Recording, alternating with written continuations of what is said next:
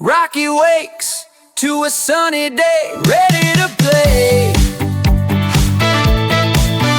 But his favorite bone is gone from the ground. He grabs his tiny magnifier. The mission begins. The sleepy cat just yawns. No help at all. The rabbit's too busy with carrots to care. The birds whisper softly, look beyond the fence. There he sees a golden dog hiding the truth beneath the dirt. Rocky steps forward and calls with kindness in his voice. The golden dog feels sorry, pushing the bone toward peace. Together they run, and what they find is friendship